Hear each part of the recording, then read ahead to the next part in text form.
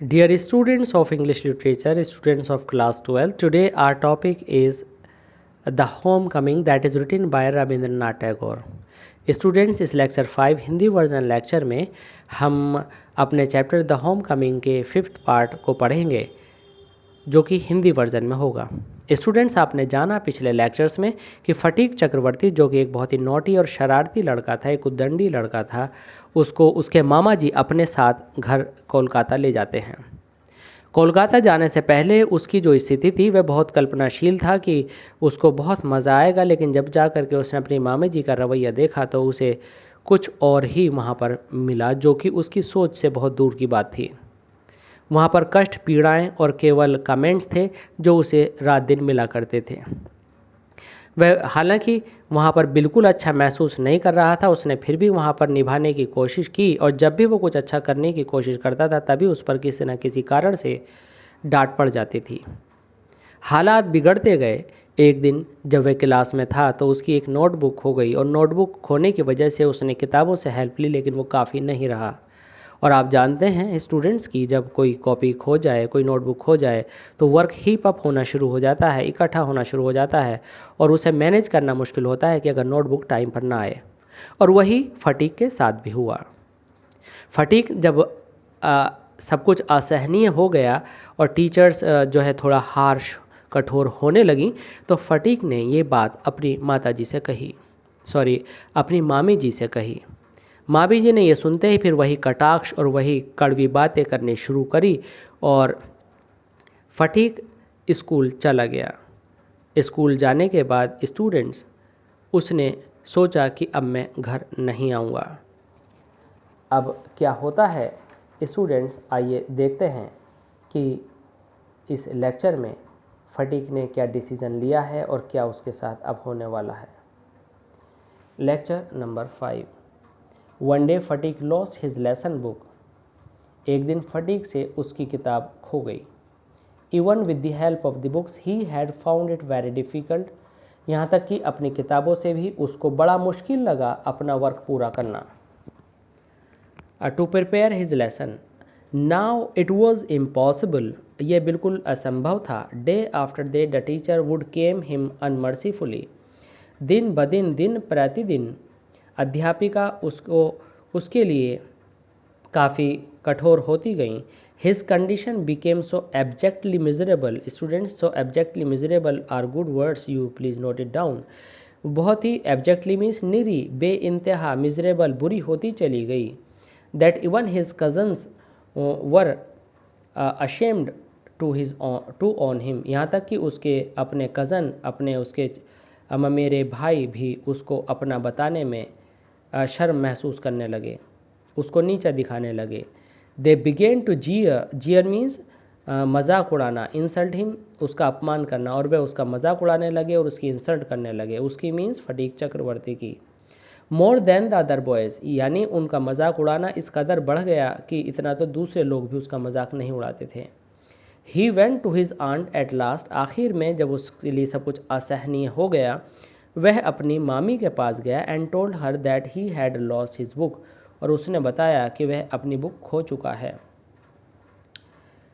His aunt pursed her lips. उसकी aunt ने बड़े अजीब व गरीब तरीके से अपने होठों को मोड़ा एंड कंटेम्प्ट और पूरी नफरत घृणा के साथ बोली, यू ग्रेट क्लमसी, तुम हे महान अनियंत्रित लड़के, कभी कंट्रोल में ना आने वाले लड़के, कंट्री लाउड, गांव के बिगड़े हुए लड़के, how can I afford with all my family, मैं कैसे तुम्हें झेलूं अपने परिवार के साथ, to buy you new books 5 times a month, एक महीने में 5 बार किताबें कैसे खरीद के मैं तुम्हें दे दूं।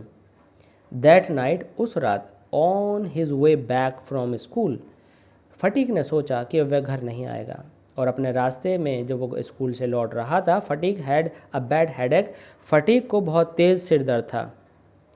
With a fit of shivering, उसको कपकपाहट का दौरा पड़ गया था। He felt he was going to have an attack of malarial fever. उसको लगता था जैसे उसको मलेरिया हो गया है, उसकी बॉडी मशीन में बहुत तेज़ दर्द था।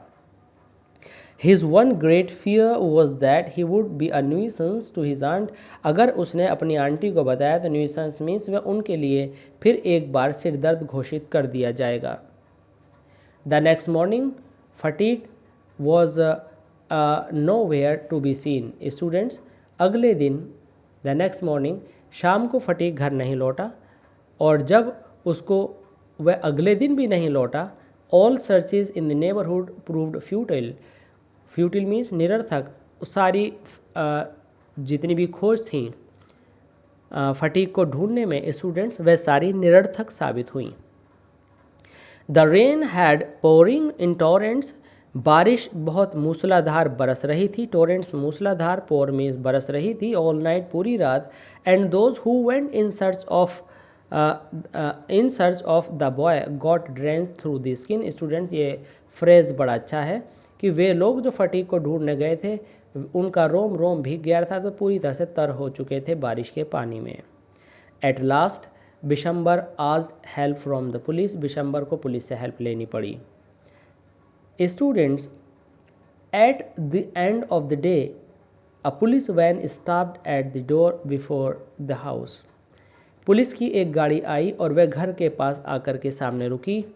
It was still raining. अभी भी बारिश हो रही थी. And the streets were all flooded.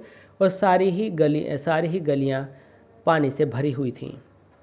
Those constables brought out fatigue in their arms and placed him before Bishambar. दो पुलिस वालों ने फटीक को अपनी बाहों में उठा रखा था और वह उसको बिशंबर के पास लेकर के आए. He was wet through from head to foot. वह ऊपर से नीचे तक भीगा हुआ था. Muddy all over.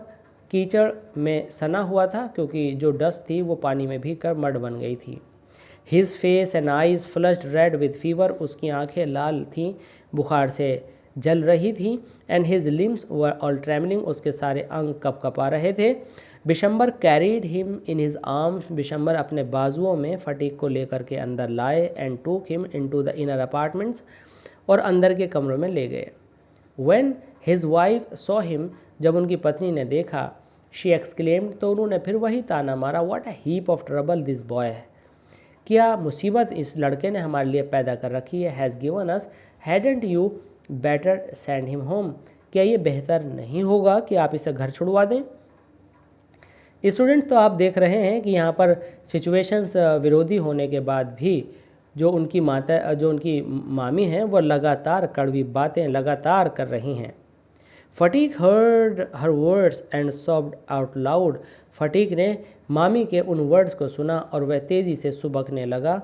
Uncle, I was just going home. मैं घर ही जा रहा था. But they dragged me back again. Dragged means में मुझे खींच लाए दोबारा यहाँ पर. The fever rose very high. बुखार बहुत तेज़ चढ़ गया. And all that night the boy was delirious. Delirious means लड़का पूरी तरह से अचेत था, बेहोशी में था. Bishamber brought in a doctor. Bishamber ने डॉक्टर को बुलवाया. Fatigue open his eyes flushed with fever. Phatik ने अपनी बुखार से जलती हुई आँखों को खोला. And looked up. और देखा. To the ceiling. छत को. And said vacantly. और भावनाहीन होकर उसने कहा, शून्य होकर उसने कहा, uncle, have the holidays have come yet. May I go home. क्या हॉलीडेज़ आ गई हैं. क्या मैं घर जा सकता हूँ. Bishamber wiped the tears from his own eyes. Bishambar की आंखों में भी आंसू आ चुके थे. उन्होंने अपनी आंखों से आंसू पोंछे. And took Phatik's lean and burning hands in his own. और फटीक के जलते हुए पतले पतले हाथ अपने हाथों में दबा लिए. And sat by him. और उसके नज़दीक बैठ गए. Through the night. पूरे रात बैठे रहे. The boy began again to mutter. लड़का बड़बड़ाता रहा. At last his voice became excited. आखिर में उसकी आवाज़ बहुत ही विचलित हो गई, उत्तेजित हो गई. और वह ही क्राइड. वह चिल्ला कर कहने लगा रोते हुए, mother, don't beat me like that mother, I am telling the truth. और वह उसको ऐसा लग रहा था जैसे उसकी माता जी उसके विचारों में आ रही हैं और वह कह रहा था, मुझे इस तरह मत पीटो, मैं सच बोल रहा हूँ, मुझे मत पीटो. शायद ऐसा हो सकता है कि वह अपनी कल्पना में अपनी माताजी को बता रहा हो सच्चाई और उनको विश्वास न हो रहा हो. तो स्टूडेंट्स, हालांकि फटीक को ये पता था कि उसकी माताजी उसके लिए पूर्वाग्रह से भरी रहती हैं, प्रेजुडिस से भरी रहती हैं, और वो ये मानती हैं कि फटीक एक अच्छा लड़का नहीं है। उसके बावजूद भी आज फटीक को फिर एक बार प्यार जाग गया था उस माताजी के लिए, उस माँ के लिए जिसको वह अच्छा नहीं समझता था। अब स्टूडेंट्स, बस इतना ही है इस लेक्चर 5 में। हम देखेंगे कि हमारे लेक्चर 6 में क्या होता है, और फटीक की माताजी आती हैं या नहीं, फटीक अपने गांव जा पाता है कि नहीं। इस सब को जानने के लिए स्टूडेंट्स प्लीज़ सब्सक्राइब कीजिए हमारे channel oracy classes of English language को, और प्लीज़ कंटिन्यू रखिए इन ऑनलाइन क्लासेस को, लेक्चर्स को हमारे लेक्चर के थ्रू। प्लीज़ सब्सक्राइब कीजिए एक बार फिर हमारे channel oracy classes of English language को, शेयर कीजिए, कमेंट कीजिए। धन्यवाद।